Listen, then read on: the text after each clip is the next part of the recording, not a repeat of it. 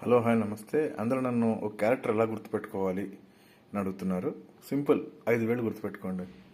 ఒక క్యారెక్టర్ చూసినా చదివినా విన్నా. Body language, dialogue delivery, makeup, costume, emotions. మళ్ళీ ఇంకోసారి రిపీట్ చేస్తాను. Body language, dialogue delivery, makeup, costume, emotions. ఈ 5 పాయింట్లు ఒక క్యారెక్టర్ గుర్తుపెట్టుకోండి. ఏ మనిషిని చూసినా ఆ మనిషికి ఒక పాత్రలాగా భావించి 5 పాయింట్స్ గుర్తుపెట్టుకుంటే సింప్లిఫైగా ఒక క్యారెక్టర్ని ఈజీగా మెమరీ చేసుకోగలరు. రాసేటప్పుడు కానీ, చదివేటప్పుడు కానీ, చూసేటప్పుడు కానీ ఈ 5 పాయింట్లు అబ్జర్వ్ చేయండి. ఉదాహరణకు కాలకేయ. బాడీ లాంగ్వేజ్ ఏంటి, వాడి డైలాగ్ డెలివరీ ఏంటి, వాడి మేకప్ ఏంటి, వాడి కాస్ట్యూమ్స్ ఏంటి, వాడి ఇమోషన్ ఏంటి.